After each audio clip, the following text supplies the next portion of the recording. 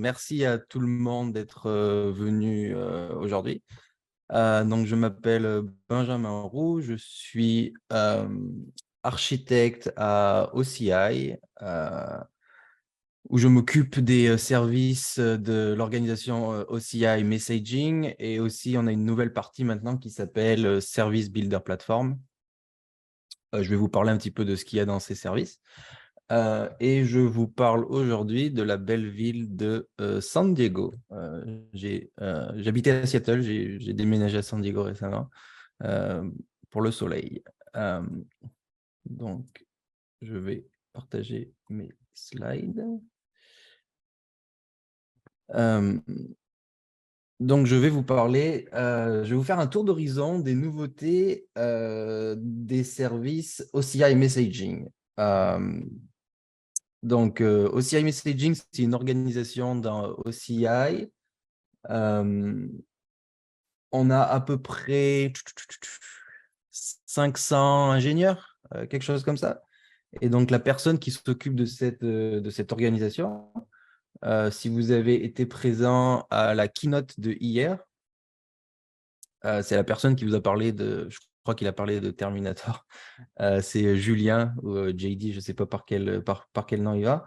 Donc, Julien est le vice-président de cette organisation. Et donc, moi, je suis l'architecte. Donc, en quelque sorte, je suis la personne qui s'occupe du design et de l'architecture des services, de parler avec les différents ingénieurs et pour qu'on puisse designer des services qui sont scalable, et qui répondent aux besoins de nos clients.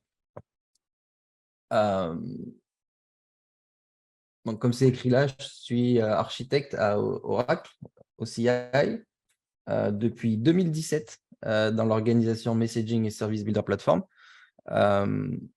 Donc, durant ces 6 ans maintenant, j'ai travaillé sur des services que Christophe vient de vous parler d'ailleurs. J'étais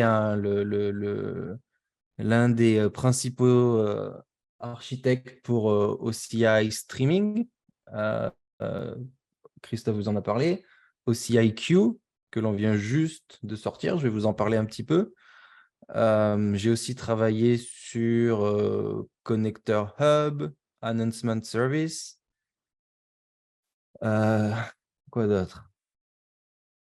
D'autres services. J'ai un slide après sur ça qui va en parler.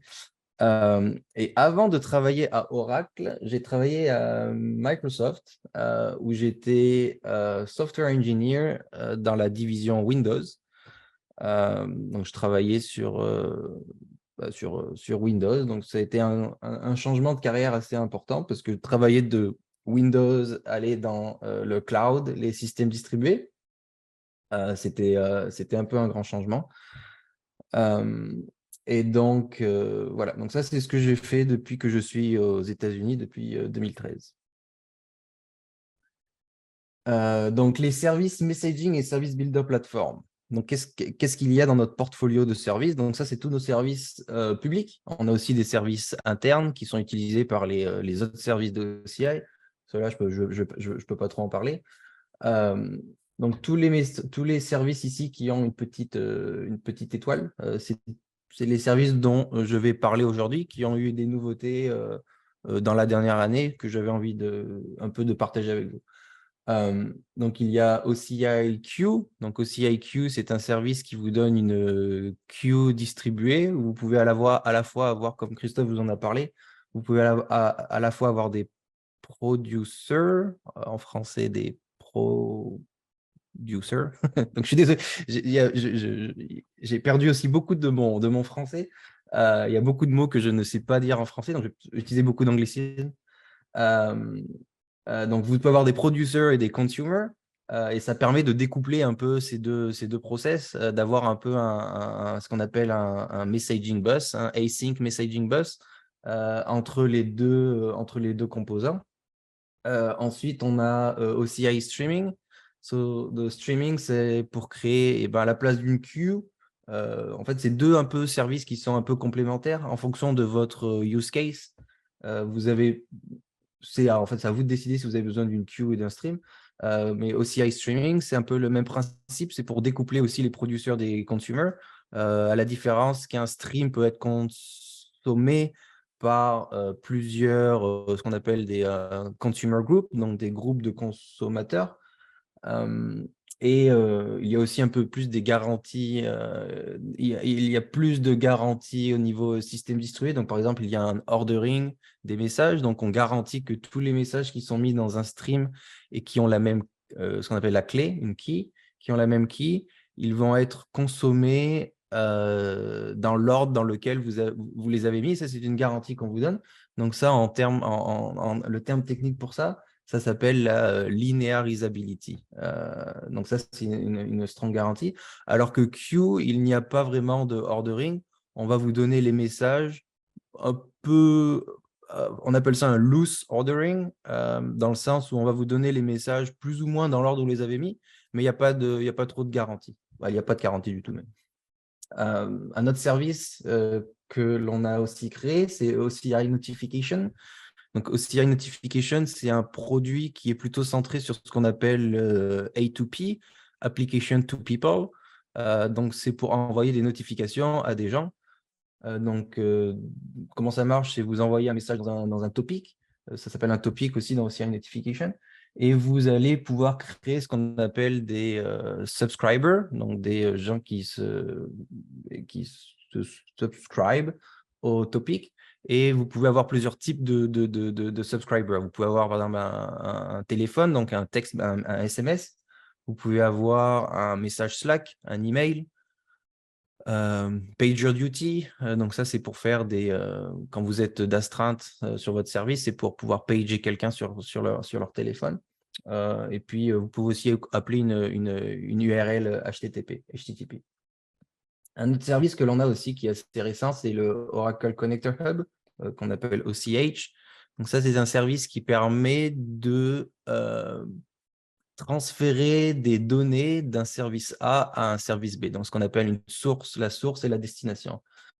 Donc ça, c'est utile. Par exemple, vous pouvez, si vous avez un stream, un OCI stream, et que vous voulez, donc un OCI stream, dans un OCI stream, les messages, ils expirent après, le max, c'est 7 jours, je crois. Donc après 7 jours, vous ne pouvez plus consommer les messages qui sont dedans. Mais si par exemple, vous voulez les garder pour une plus longue période, par exemple, parce que vous avez la compliance, parce que vous avez besoin de les garder pour peut-être une raison légale ou autre, vous allez pouvoir par exemple, vous pouvez dire, je veux les transférer de mon stream à un object storage, un bucket dans object storage. Et donc ça, Oracle Connector Hub vous permet de faire ça. Donc c'est serverless. Vous avez juste besoin de choisir une source, une destination, et puis le service va faire pour vous, va transférer les données pour vous. Un autre service que l'on a, OCI Email, ça c'est très simple, ça sert à envoyer des emails. Donc on vous propose deux types d'interfaces. Donc vous pouvez utiliser SMTP, qui est le standard pour envoyer des mails.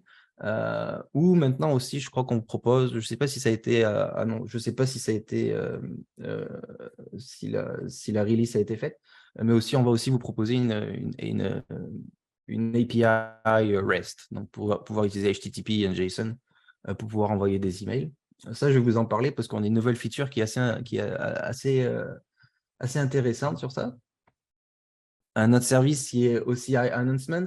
Donc, OCI Announcements, c'est le service que l'on utilise pour envoyer des emails, des emails quand il y a un incident dans OCI. Donc, par exemple, ça nous est arrivé il n'y a pas longtemps, on a perdu l'électricité dans une partie d'un data center. Donc, il y a plusieurs machines qui se sont éteintes et du coup, on doit vous envoyer un email pour vous dire nous sommes désolés de vous dire qu'on a perdu l'électricité, donc vos machines se sont éteintes. Donc ça, c'est un service, quand vous allez dans la console OCI, c'est la petite cloche en haut à droite qui vous montre un peu tous les announcements que l'on vous a envoyés pour votre tenancy. Donc ça aussi, on a aussi fait des changements récemment sur ça, mais je ne vais pas trop vous en parler aujourd'hui. Mais on a fait un gros changement architectural interne où maintenant on est capable d'envoyer 1 million d'emails en 10 minutes. Et donc ça, ben, c'est aussi basé, en fait, quand on design les services, on essaie d'utiliser nos propres services. Donc, par exemple, le Announcement Service, il utilise un OCI Stream qui permet justement de faire euh, ce async messaging bus. Donc, on envoie, par exemple, quand je vous dis qu'on doit envoyer 1 million d'emails, eh ben, on va mettre peut-être pas 1 million de messages dans le stream, mais on va mettre quelque chose, et puis après ils vont être multipliés. Mais on met plein de messages dans un stream, et puis de l'autre côté, on a plein de consommateurs. Et du coup, en fait, on scale un peu comme Christophe vous a montré. On va scaler les consommateurs en fonction de combien de messages disponibles dans le stream. Et puis, tous ces messages-là vont être consommés, puis vont envoyer des emails. Euh, et finalement, on a aussi OCI API Gateway. Donc, API Gateway, lui, il est dans la division Service Platform Builder. Donc aussi, Christophe vous en a parlé. Donc, le API Gateway, c'est un peu un service sans serveur, serverless, pour pouvoir créer facilement et rapidement des API serveurs. Donc, vous allez vous créez une API Gateway, vous donnez une liste de routes et vous pouvez dire, eh ben, quand cette route est appelée, vous pouvez exécuter une fonction. Et ça aussi, on a une nouveauté sur ça que je vais vous parler. Donc, le premier dont je veux vous parler, c'est aussi IQ. Alors, celui-là, je suis très content. Je suis très content de l'avoir fait. Donc, j'ai été l'architecte principal sur ce service. Donc, on l'a créé de zéro avec un autre ingénieur. Donc, on était deux à l'origine quand on a créé. Et puis maintenant, la team est devenue plus grosse. On a beaucoup plus d'ingénieurs qui s'occupent du service, de l'opérer, etc. Alors, à quoi ça sert le OCIQ? Ça sert à envoyer des messages de manière fiable et sécurisée. Donc, qu'est-ce qu'on entend par fiable et sécurisé? C'est que de manière fiable, parce que les messages, on vous assure qu'ils sont persistés de manière sûre, euh, une fois qu'on vous a dit OK. Et sécurisé, pourquoi? C'est parce que on utilise un peu tous les standards de sécurité. Donc, on utilise HTTPS. On utilise HTTPS pour communiquer entre vous et nous, c'est HTTPS. Et puis, nous, dès qu'on reçoit le message, on va l'encrypter avec une clé KMS, le Key Management Service. Donc, c'est aussi un service OCI. On va encrypter ce message et puis avant de le mettre dans votre backend. Donc, à aucun moment, notre message il peut être lu par nous ou par quelqu'un d'autre.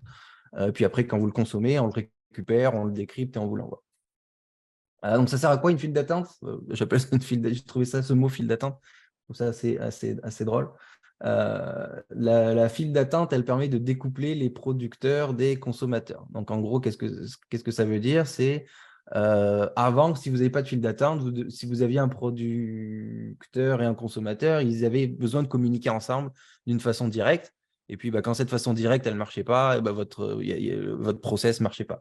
Donc maintenant, on découple ça en mettant ce composant entre les deux qui agit en quelque sorte comme une file d'attente. C'est un buffer. On met des choses et puis ces choses-là, elles vont être consommées un peu plus tard. Donc, un exemple typique que j'aime bien donner, c'est par exemple, si vous avez, quand vous allez par exemple, sur Facebook et que vous uploadez une vidéo, en général, ça va vous dire votre vidéo, elle n'est pas prête tout de suite. Et pourquoi? Ça, c'est parce qu'ils ont besoin de faire du processing, ils ont besoin de réduire la taille, de faire peut-être de l'analyser, je ne sais pas trop exactement ce qu'ils font. Et ça, typiquement, ce serait un use case pour une queue. Donc, quand vous uploadez votre message, quand vous uploadez votre vidéo, Facebook, très probablement, ce qu'ils font, c'est qu'ils vont mettre votre vidéo ils vont l'uploader dans un stockage lambda. Et puis après, ils vont mettre un message dans une queue qui va dire, il y a cette vidéo-là qui est stockée ici, qui est prête à être processed.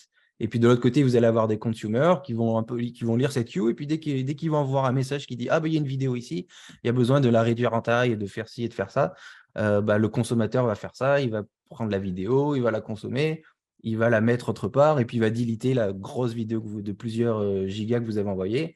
Il va la deleter, puis à la place, vous aurez maintenant votre petite vidéo avec une qualité moindre. Donc ça, c'est un exemple très typique d'une queue. Donc, qu'est-ce qu'on vous garantit? On vous garantit que les messages ils sont persistés après que le service les ait reçus. Donc, nous, une fois que vous nous avez envoyé, une fois qu'on vous nous envoyez une requête, une fois qu'on vous a retourné le code d'erreur 200, et ben, c'est là où on vous assure que le message il est là et puis vous ne pouvez pas le perdre. Donc pour ce service-là, on supporte les appels REST, comme un peu tous les autres services de OCI, mais aussi le protocole ouvert STOMP, qui veut dire Simple Text Oriented Message Protocol. Donc ça, ce protocole STOMP, c'est un protocole ouvert qui est décrit, vous pouvez l'avoir sur le site web, c'est stomp.org ou .io, je ne sais plus. Et puis, donc ça, c'est utile parce qu'on a beaucoup d'utilisateurs. Ils ne veulent pas forcément utiliser REST. Ils utilisent peut-être déjà un autre système qui utilise Stamp. Et donc, du coup, ça leur permet facilement de migrer de leur ancien système au nouveau système.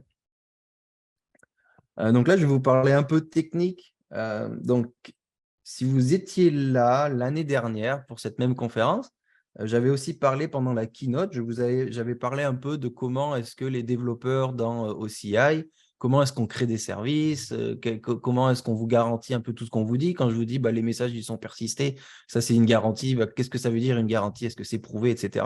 Je vous avais un peu parlé de ça et je vous avais parlé de ce qu'on appelle TLA+, qui est un peu un langage de vérification formelle qui permet de manière mathématique de prouver que les algorithmes font ce qu'on veut qu'ils fassent. Et ça, on peut le prouver, on le passe dans un software, on passe la spec, et en fait, le software va tester toutes les combinaisons possibles pour vous dire oui, c'est bon ou non, c'est pas bon.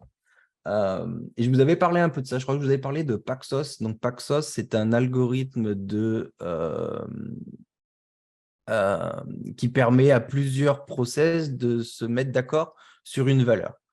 Donc ça a été inventé par un monsieur qui s'appelle Leslie Lamport. Leslie Lamport qui travaille chez Microsoft dans Azure. Et en fait, c'est l'un des pionniers de l'informatique, du distributed computing.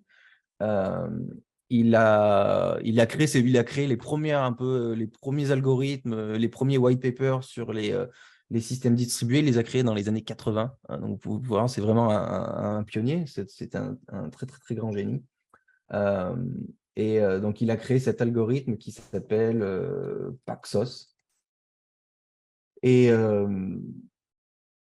en 1998. Et nous, à l'intérieur, on a un développeur très, très, très brillant qui, lui, en a fait une variante qu'il a nommée Short Paxos. Donc ça, je ne peux pas trop vous en parler parce que c'est la propriété intellectuelle de Oracle. Je peux juste vous dire que ça s'appelle Short Paxos. Je ne peux pas trop vous expliquer ce que ça fait. Mais tout ça pour vous dire que l'on a aussi fait la vérification formelle de Short Paxos en utilisant TLA+. Et donc ça, comme je vous dis, on l'a mis dans l'outil. Et puis, on a aussi des ingénieurs qui sont spécialisés. On a aussi une team, on a aussi une équipe dans OCI qui est spécialisée pour ça. C'est des gens qui ont fait des études sur les vérifications formelles, qui sont très, très forts en mathématiques et en algorithme. Et puis, on peut leur passer un peu un algorithme ou ce qu'on appelle une spécification TLA. Et ils vont eux aussi, en fait, ils ont un peu des outils un peu plus avancés pour nous dire oui ou non, c'est bon ou c'est pas bon. Donc ça, en fait, avec Short Paxos, on vous garantit que chaque message est répliqué sur 3 machines différentes avant d'être considéré comme reçu. Donc le message, si vous un peu regardez un peu le diagramme, l'image ici, donc c'est une version très très très simplifiée un peu de l'architecture interne. Donc vous avez un acteur, donc ça peut être un consommateur ou un producteur. Il va parler on a une flotte de front-end. Et après, le front-end, il va choisir un des clusters Paxos ou pour soit stocker un message ou pour soit récupérer un message. Et donc, en fait, comment est-ce que c'est choisi quel cluster on va? Donc ça aussi, pareil, on a créé un algorithme dynamique qui va sélectionner le bon cluster à la fois lors de l'émission, mais aussi lors de la consommation. Donc, l'algorithme est différent en fonction de ce qu'on fait. Mais en gros, de manière un peu générale, quand on veut quand on veut produire un message, on va prendre ce qu'on considère le meilleur back-end pour ça. Donc, pour chaque queue, en fait, on va créer une priority list. Donc, en fait, c'est basé sur un algorithme qui s'appelle, sur un algorithme de hashing qui s'appelle, c'est en français en plus, il s'appelle le rendez-vous hashing. Donc, c'est aussi comme ça en anglais, il s'appelle le rendez-vous hashing. Donc, en fait, comment ça marche? On va créer une liste de priorités des backends en fonction de… Donc, c'est un peu pas vraiment compliqué comment on fait, mais je n'ai pas besoin de rentrer dans les détails. On va créer une liste de priorités. Donc, pour chaque queue, la liste est différente. Le numéro 1 est différent.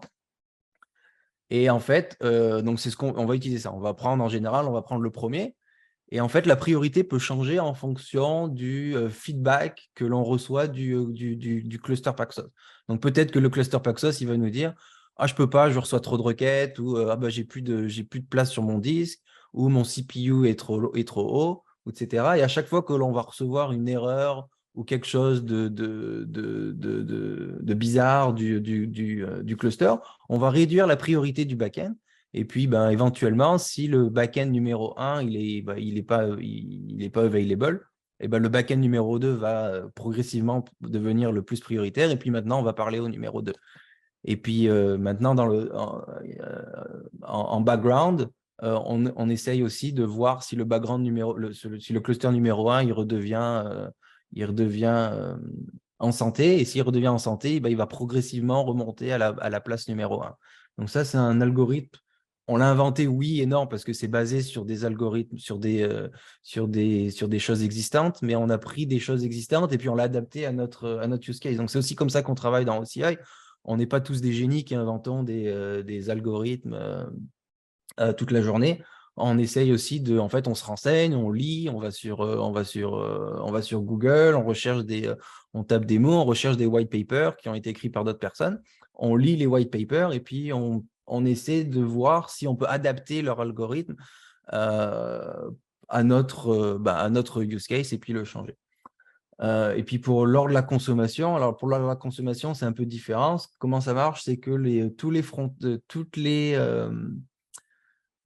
les clusters, ils envoient très, très régulièrement, ils envoient ce qu'on appelle leurs statistiques au front-end. Et donc, une statistique, c'est quoi? Ça dit un peu, pour telle queue, j'ai tant de messages qui sont disponibles, qui sont prêts à être consommés. Le plus vieux, il a tel âge, etc. Donc, chaque cluster fait ça.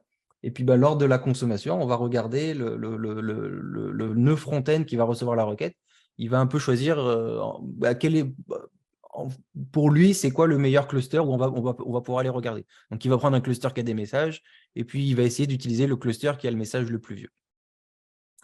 Donc ça, en théorie, notre service, il est infiniment évolutif ou scalable. Il est infiniment scalable dans le sens qu'on peut, en théorie, on peut rajouter autant de Paxos cluster que l'on veut, autant de front-end qu'on veut.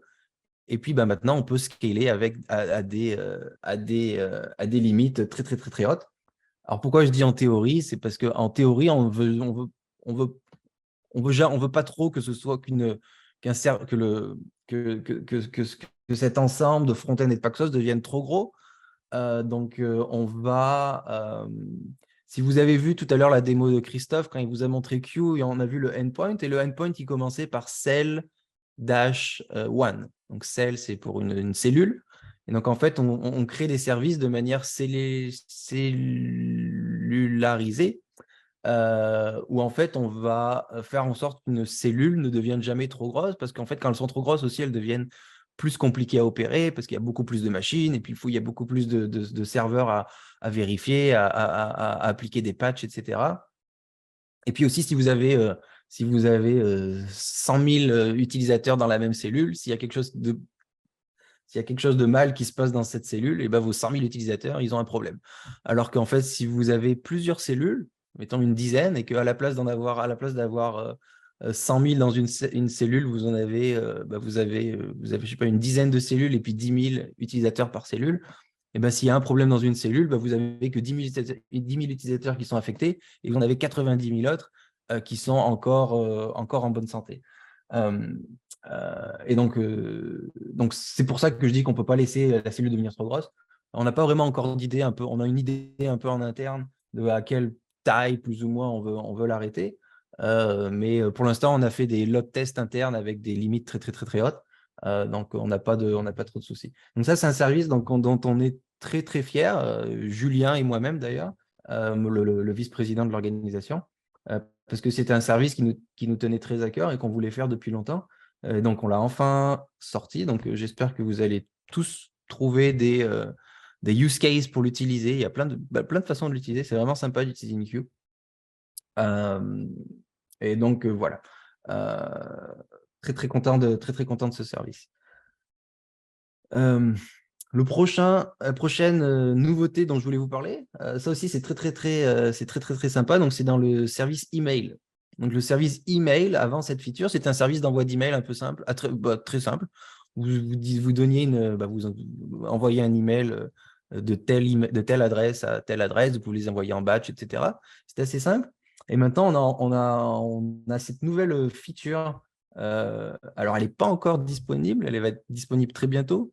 Donc, le nom de la feature, c'est suivi d'ouverture et de clic. Donc, en anglais, c'est Open and Click.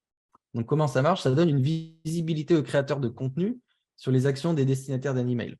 Donc, en fait, ça permet de savoir qui a ouvert les emails et qui a cliqué sur les liens qui sont dans l'email. Donc, ça, c'est très utile pour optimiser le contenu et pour mesurer le succès d'une campagne promotionnelle ou une campagne marketing. Donc, vous savez, par exemple, vous recevez sûrement des emails de, je ne sais pas moi, Blablacar ou Le Bon Coin, etc. Puis, ils n'envoient pas des emails comme ça et puis ils espèrent que les gens vont le lire. Non, ils utilisent un peu ce système de open and click. Et en fait, après, de l'autre côté, ils ont sûrement, je ne sais pas qui est-ce qu'ils utilisent pour envoyer ces emails, mais ils utilisent un peu ça pour un peu cibler plus, pour mieux cibler leur campagne. Et donc, parce que du coup, ça fournit des signaux spécifiques aux clients pour améliorer leur campagne marketing, comment la changer, mais peut-être c'est aussi utilisé pour faire ce qu'on appelle du A/B testing. Donc, le A/B testing, c'est, mettons, on veut envoyer un email à, je sais pas moi, 100 000 personnes. Eh ben, on va envoyer un certain email à 30 000 personnes, un certain autre email à 30 000 personnes, un autre email aux autres 30 000 personnes. Donc, le contenu de l'email, c'est plus ou moins le moins, mais peut-être la présentation est différente. Peut-être que le lien, au lieu d'être rouge, il est bleu, ou peut-être qu'au lieu d'être à gauche, il est à droite, etc. Donc, en fait, on va faire des designs un peu différents de chaque email, où le fond de l'email est le même, mais c'est la forme qui est différente. Et vous pouvez analyser en fait le succès de l'ouverture de chaque email. Donc, par exemple, si le premier email il a été ouvert vous l'avez envoyé à 30 000 personnes, il a été ouvert par 10 000. Le deuxième, vous l'avez envoyé à 30 000 personnes, il a été ouvert par 1 000 personnes. Et puis le troisième, vous l'avez envoyé à 30 000 personnes, il a été envoyé par 20 000 personnes. Vous allez très probablement faire en sorte que l'email qui était ouvert par les 2/3 des récipients, c'est probablement ce format que vous allez utiliser dans le futur. Donc ça, comment ça marche un peu au niveau technique. Donc, quand vous envoyez un email, nous, de notre côté, on va recevoir cet email. On va insérer un pixel invisible dans les emails. Donc, ce pixel invisible est utilisé pour suivre l'ouverture. On va aussi envelopper tous les liens. Donc, ça marche qu'avec le contenu HTML, par contre. Donc, on va envelopper tous les liens HTML qui sont dans l'email avec un lien personnalisé. Ce lien personnalisé, quand on le clique, donc ça va envoyer le tracking event au service. Et puis, ça va aussi forcément rediriger vers le lien vers lequel vous vouliez envoyer l'utilisateur à l'origine. Et en fait, derrière, ce que ça fait, ça génère donc des événements journaux dans OCI Logging pour chaque action. Donc, vous allez trouver en fait des nouveaux log events. Vous allez avoir deux types d'actions. Vous allez avoir open et puis click. Et en fait, ça va vous donner vraiment beaucoup d'informations. Ça va vous donner qui était le récipient de l'email, quelle est l'adresse IP à partir de laquelle l'email a été cliqué, quel est le navigateur quel est le navigateur qui a été utilisé pour visualiser l'email, ou quel a été le moteur de rendu, parce que quand vous utilisez Outlook, par exemple, ça utilise le rendu, un moteur de rendu, je crois que ça dépend de ce que vous avez installé sur votre machine. En fait, bref, ça va vous donner plein d'informations sur quel est l'utilisateur, qu'est-ce qu'il a fait, où est-ce qu'il est, etc. Et vous pouvez utiliser ça. Donc ça, c'est un peu un petit exemple pour vous montrer à quoi ça ressemble. Donc ça, par exemple, ça, c'est le lien image, c'est le pixel invisible. Donc vous voyez, c'est un GIF. Puis si vous allez voir, en fait, c'est un GIF qui, c'est rien, c'est transparent. Donc c'est pour ça qu'on appelle ça un pixel invisible, qui fait 2 pixels par 2 pixels. Et donc ça, par exemple, c'est un lien. À l'origine, il est envoyé sur oracle.com. Mais quand le service a reçu le message, il a analysé le message, puis il a vu qu'il y avait un lien vers oral.com.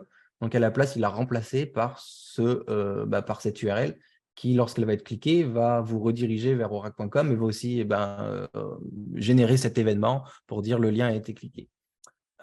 Et donc, vous voyez ici aussi, il y a cell 0 parce que le service d'email est aussi un service cellularisé pour éviter qu'il y ait trop d'utilisateurs dans une même cellule. Ça, c'est un pattern qu'on utilise assez souvent dans nos services. Et donc, une fois que vous avez ça, en fait, vous allez aussi pouvoir avoir donc vous allez sur la console, dans le module de email, vous allez avoir ce nouveau dashboard qui va vous montrer l'engagement de vos emails. Donc là, par exemple, dans celui-là, il y a 8000 emails qui ont été envoyés.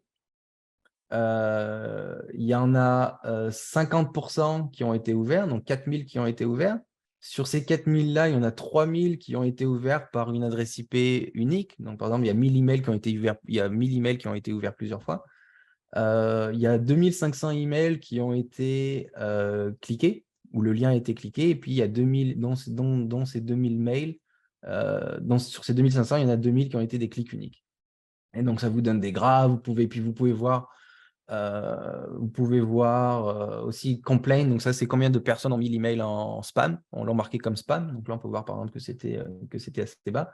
Et donc ça c'est un nouveau dashboard qui va être disponible dès que la feature va être disponible au grand public, elle va être, il y aura ce UI qui va venir avec. Puis un peu plus bas dans le UI, vous pouvez voir tous les événements de logging, donc avec tous les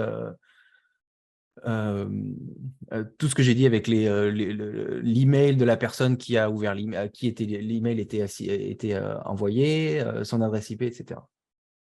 Donc ça, c'est une nouvelle feature. Et en fait, ce qui permet, donc ça, j'imagine que vous pouvez voir un peu comment ça peut être utilisé.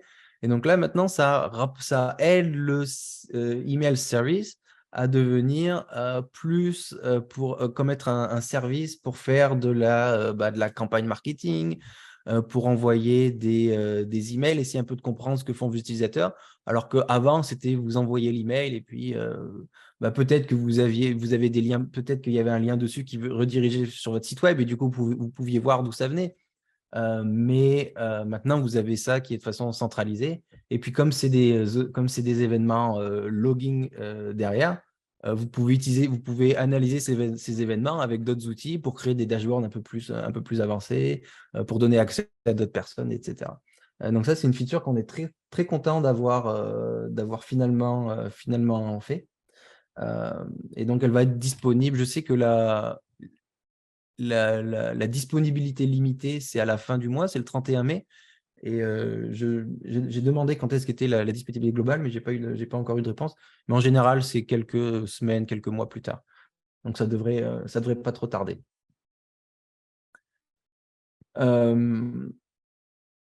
Le prochain, donc c'est le API Gateway. Alors, API Gateway, il vous aide aussi, quand vous créez une API sur API Gateway, vous pouvez choisir un système d'authentification.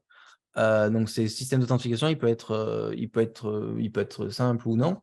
Mais en général, derrière, vous avez une base de données en fait, où vous allez stocker des usernames et des passwords. Et puis, si vous avez déjà créé un site web, un peu comme ça avec des usernames et passwords, vous êtes sûrement rendu compte que faire ça de manière sécurisée, c'est assez compliqué. C'est pas forcément compliqué, mais c'est pas compliqué dans le sens technique, c'est compliqué dans le sens sécurité. Comment est-ce que vous faites pour être sûr que les mots de passe ils sont stockés de la bonne manière? Est-ce que vous les hashez? Est-ce que vous les encryptez? Si vous les encryptez, avec quel type d'algorithme? Est-ce que vous allez rajouter un salt? Est-ce que vous allez rajouter un paper? Il y a plein de questions en fait, et puis c'est très, très, très, très compliqué de savoir. Donc à la place, maintenant, ce qu'on vous propose, c'est d'utiliser OpenID Connect.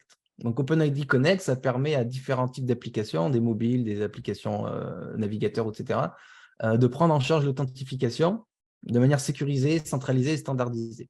Donc en fait, le mot de passe, il ne va pas être stocké chez vous, il va être stocké chez ce provider OpenID. Donc il y en a plusieurs qui existent. Et donc, l'utilisateur, lui, il va s'authentifier sur le Identity Provider. Donc, vous n'allez jamais recevoir son mot de passe. Vous savez même pas, vous savez pas quel est son mot de passe. À la place, vous allez recevoir un token, donc un jeton. Et c'est ce jeton-là que vous allez utiliser pour valider l'authentification. Donc, comment est-ce que l'API Gateway vous aide à mettre ça en place? Donc, ça facilite l'activation de la prise en charge de la connexion pour vos applications web. Ça vous permet de lancer une application mobile qui est plus sécurisée parce que maintenant, vous avez une notification qui est gérée de manière centralisée et standardisée. Et puis, vous avez une intégration d'application à application. Donc, maintenant, vous pouvez avoir deux applications qui parlent en utilisant ce système OpenID. Donc, si vous utilisez un peu, si vous regardez un peu le schéma ici, donc comment ça marche, c'est par exemple, vous avez une application mobile, elle va se connecter, elle va faire une requête à l'API Gateway. L'API Gateway, elle va rediriger cette requête vers le Identity Provider. Donc, ça peut être OCI, le Identity de OCI, ça peut être le Identity de Azure, ou ça peut être un autre service, un autre qui est supporté, c'est Okta. Donc, le client, lui, il va mettre son mot de passe et puis son email et son mot de passe dans le UI de Okta, par exemple. Donc, ça, l'API Gateway, elle verra jamais c'est quoi le mot de passe. L'Identity Provider, il va vérifier le username, le password, et il va donner un jeton. Et après, ce jeton, il est renvoyé à donc le numéro 5, ça c'est le jeton qui est renvoyé à l'API Gateway. Et après, le jeton, il va être envoyé vers le back-end. Et le back-end, lui, il va pouvoir vérifier est-ce que ce jeton est autorisé pour faire telle ou telle opération. C'est ici.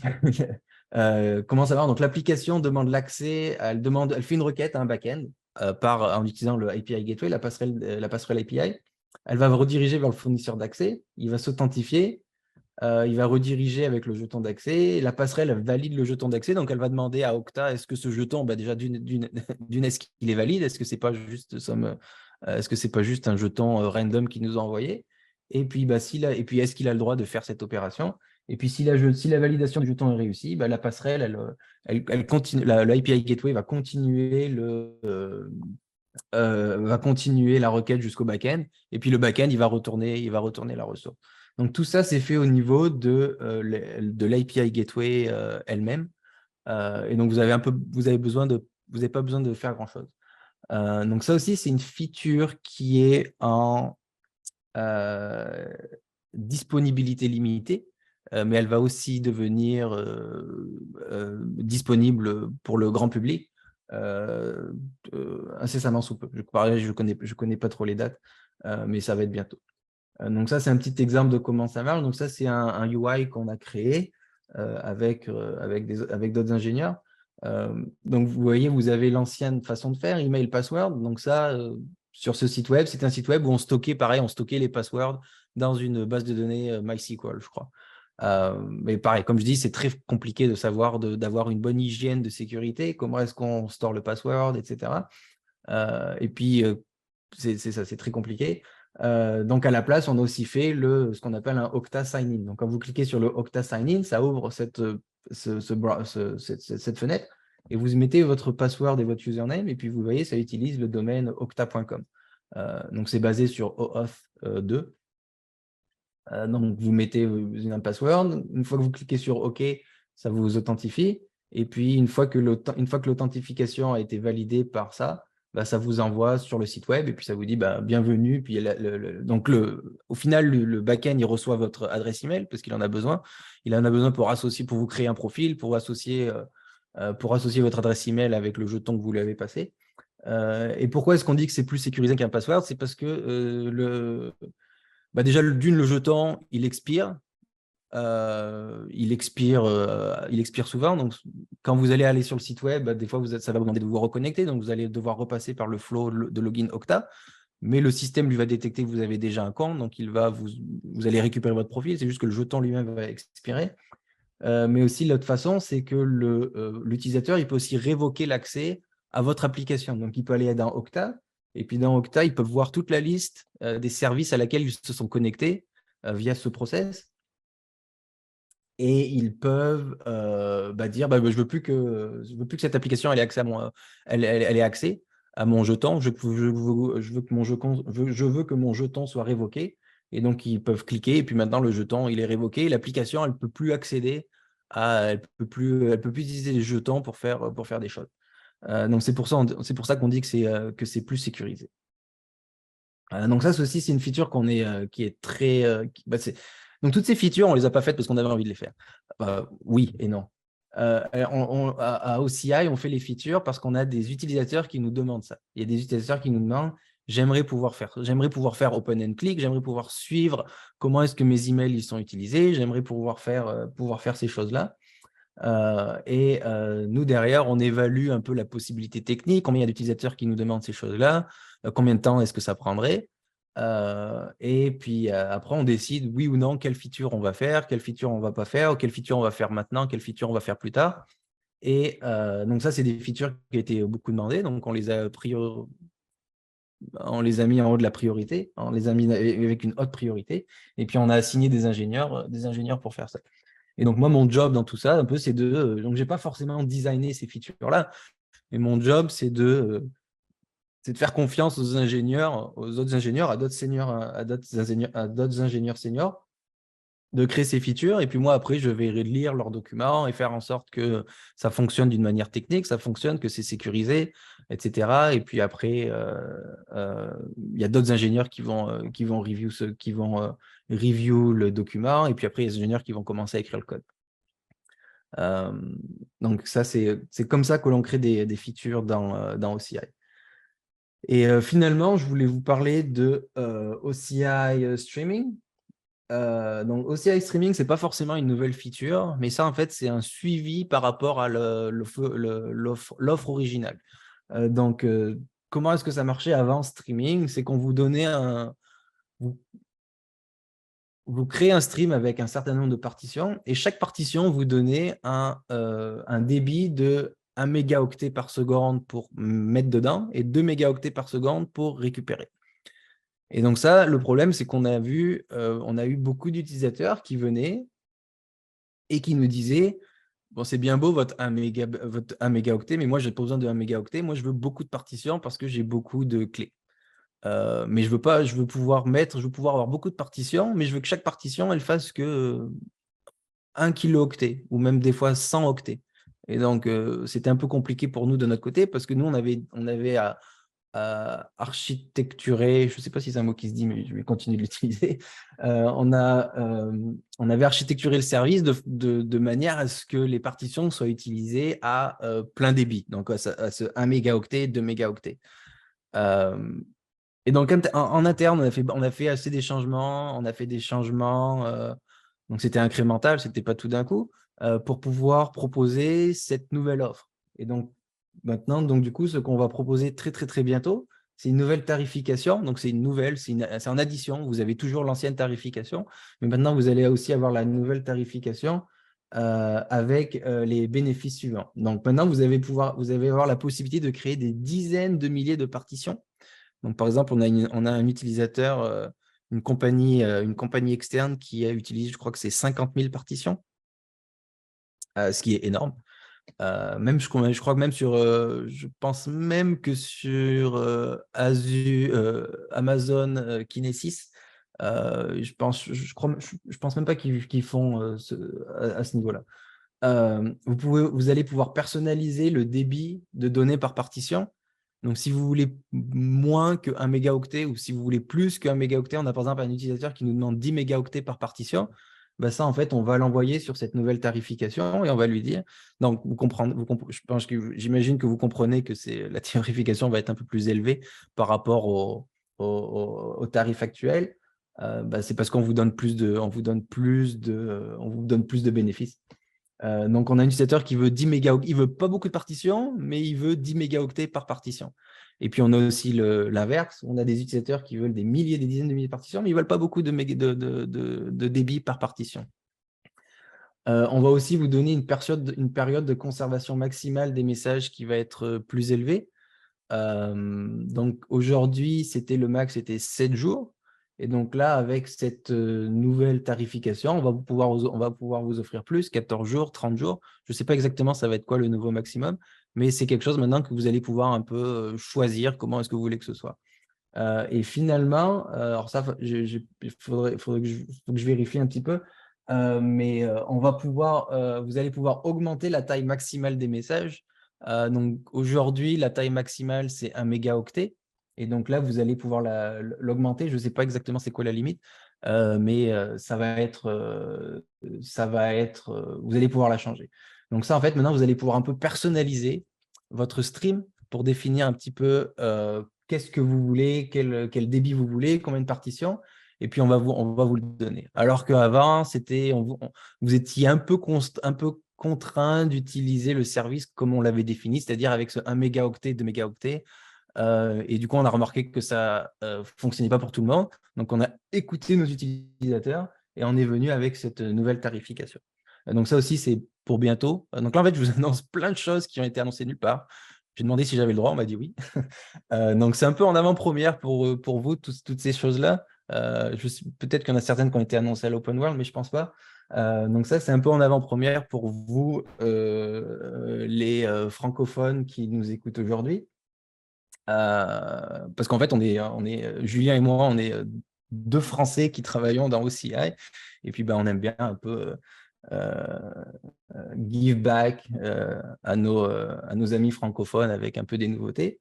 Et en parlant de nouveautés, alors ça, je ne peux pas trop en parler, trop. Un nouveau service. Il n'a même pas de nom, tellement il est nouveau. Il a un nom interne. Je ne vais pas l'utiliser. On ne sait pas un peu comment ça va s'appeler. C'est en avant-première juste pour vous, personne ne le sait, ça a été annoncé nulle part. C'est très early stage. Mais on travaille sur une nouvelle plateforme sans serveur, donc serverless, une nouvelle serverless plateforme qui va vous aider à simplifier la création de l'infrastructure, du déploiement, de l'opérabilité et du monitoring de vos applications. Et ça va être intégré avec toute la plateforme OCI. Donc ça, je sais que ça fait un peu très fluff. On a beaucoup de hope, d'espoir pour cette plateforme parce que c'est quelque chose qui est très… c'est quoi le mot? C'est gros. C'est quelque chose qui est gros. On a beaucoup d'espoir. On veut mettre beaucoup de choses dedans. On a une vision future et finale qui est très intéressante.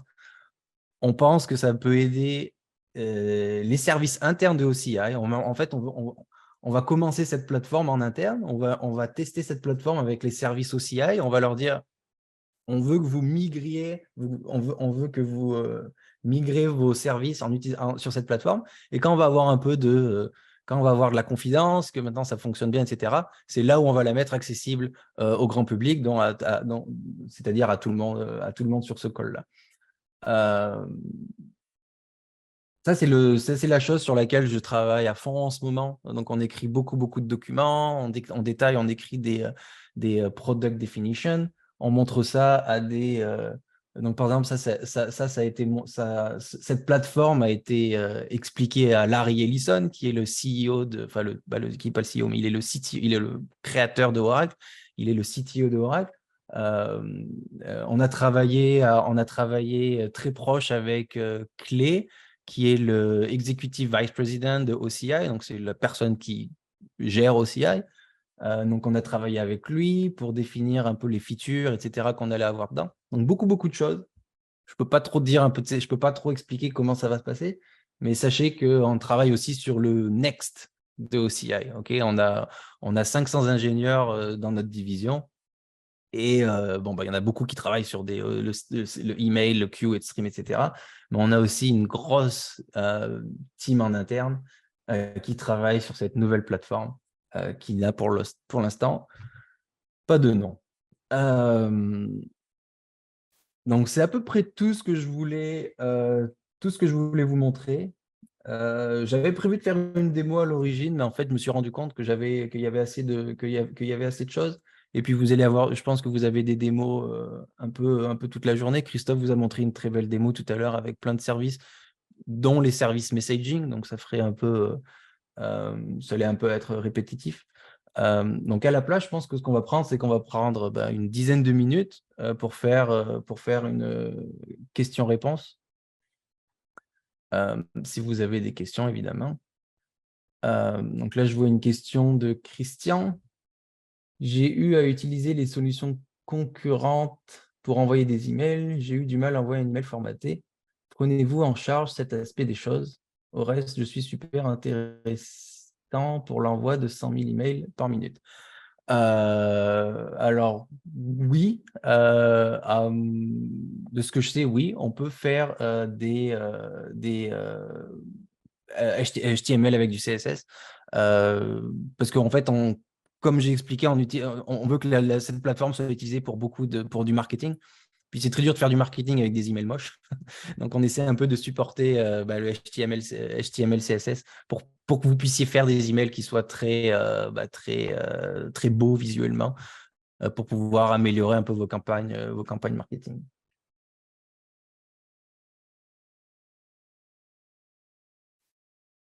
Est-ce qu'il y a d'autres questions? Non, il n'y a pas d'autres questions. Bon, comme il reste 10 minutes, je vais peut-être finalement vous montrer la démo, puisque je l'avais préparée, donc pourquoi pas. Alors, je vais vous montrer le Open and Click, tiens, pendant que je l'avais préparé, donc je vais vous le montrer. Donc, je vais partager un autre écran.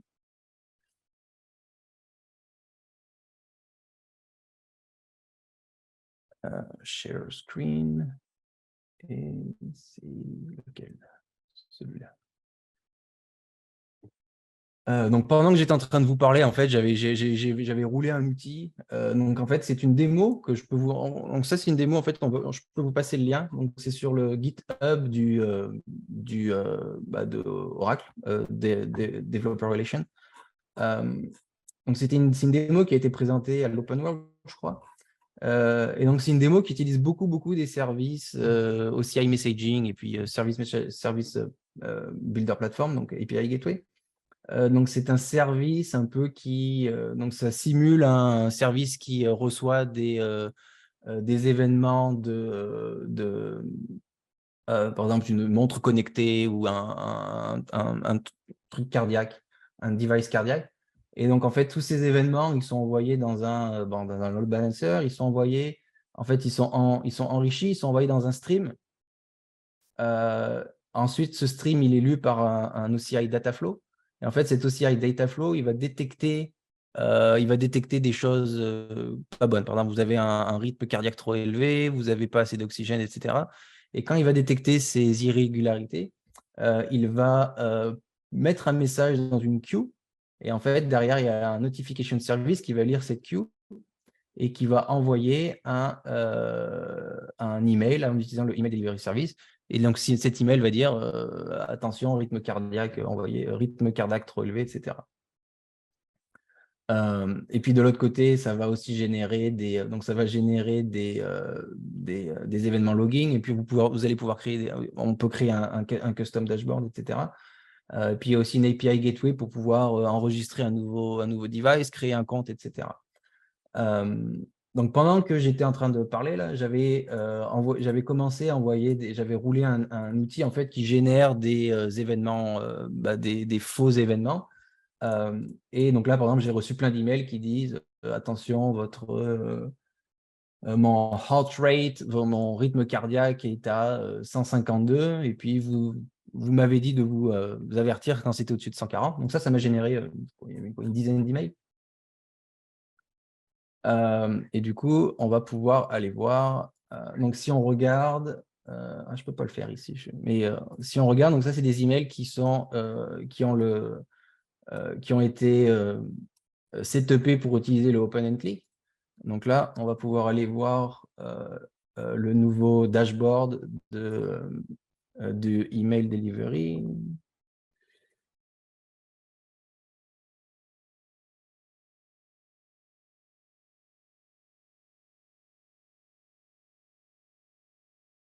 Ça, c'est une fonction secrète pour utiliser des plugins qui n'existent pas encore.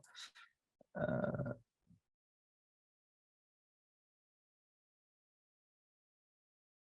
marche pas.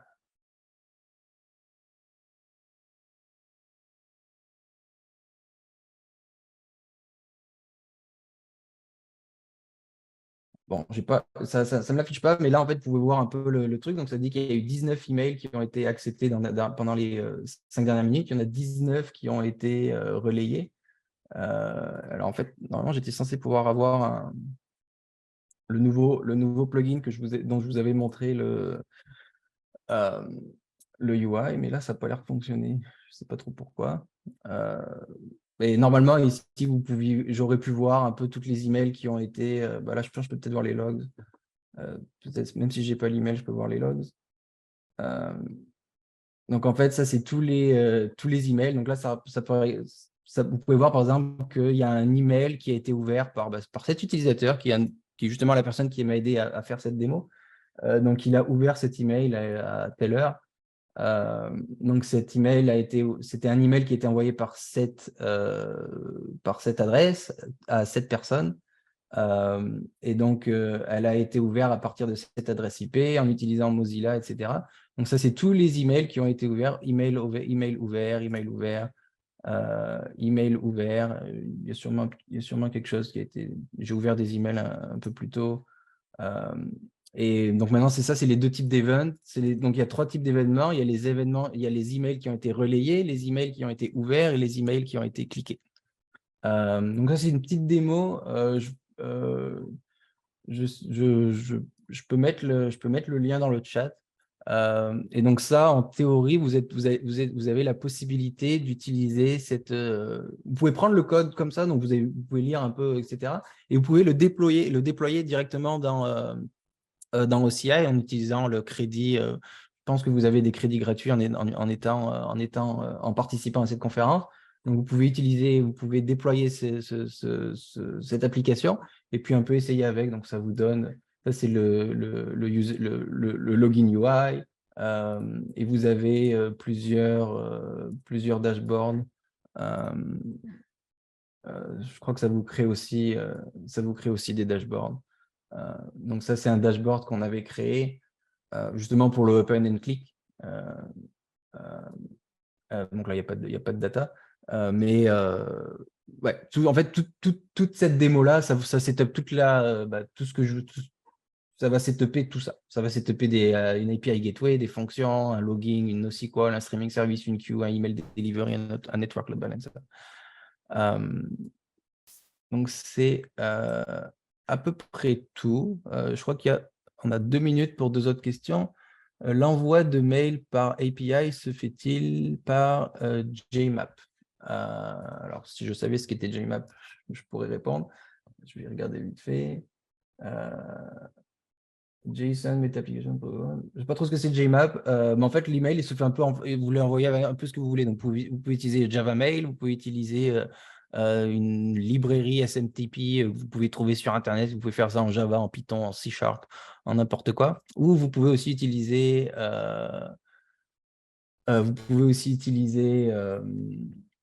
Des HTTP maintenant, des API HTTP. SMTP, c'est un peu compliqué. Vous avez besoin d'envoyer des commandes dans l'ordre spécifique, c'est hello, data, etc. Maintenant, vous pouvez juste envoyer avec une API REST. Je ne sais pas si elle est disponible, elle va être disponible très, très bientôt. Une autre question, y a-t-il une solution OCI pour l'envoi de SMS, quel que soit le pays? Alors, j'ai envie de dire oui, parce que je sais qu'il y en a une, je sais qu'on a designé ce service, on a designé un service d'envoi de SMS. Est-il disponible? Telle est la question. C'est une très bonne question.